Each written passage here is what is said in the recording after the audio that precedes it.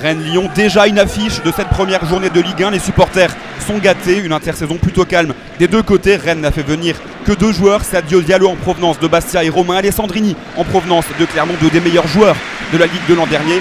Bafétimi Gomis qui allume le premier pétard de la rencontre, lui, n'a vu aucun joueur arriver côté lyonnais. Pas la peine de voir des joueurs arriver, ce sont les anciens qui prennent la relève, les anciens rennais même, puisque Jimmy Briand va offrir une passe décisive à Yohan Gourcuff qui ouvre le score et qui marque là le premier but de la saison lyonnaise. Gourcuff qui n'avait plus marqué à l'extérieur depuis le 13 mai 2008. Voilà 4 ans que l'ancien joueur bordelais n'avait plus fait trembler les filets. Un but chargé d'émotion pour Yohan Gourcuff qui a été formé à Rennes, qui a débuté sa carrière professionnelle ici au stade de la Route de Lorient. C'était en 2003.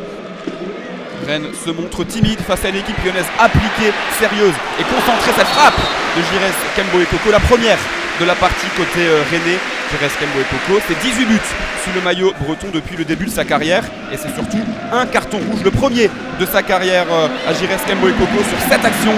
Un coup de crampon sur la joue de Rémi Vercouttre. On a eu très peur pour le gardien lyonnais qui est resté au sol totalement KO. Voici le carton rouge adressé par l'arbitre de la rencontre à Giresse Kembo Ekoko qui rentre au vestiaire sous les huées de la Route de Lorient.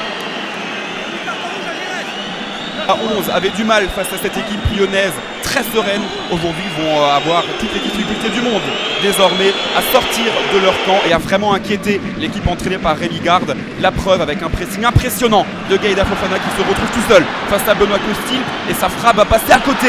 Incroyable raté de Gaïda Fofana, milieu de terrain défensif de formation. Il est plus souvent habitué à défendre forcément qu'à marquer des buts.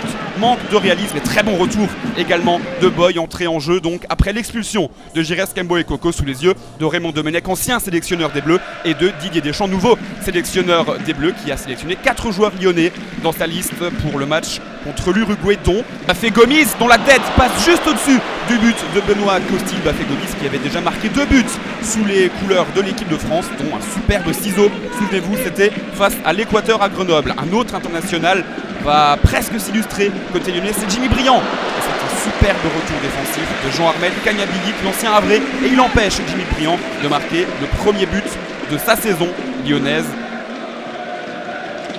Il dégage in extremis ce ballon en corner. Seule occasion rennaise, une demi-occasion. Ce coup franc frappé par Yann Villa, boxé par Rémi Vercouttre. Rennes n'a cadré que 2 frappes dans cette rencontre. C'était trop peu pour inquiéter Rémi Vercouttre. Et du coup, les Lyonnais sont invaincus à Rennes depuis 2008.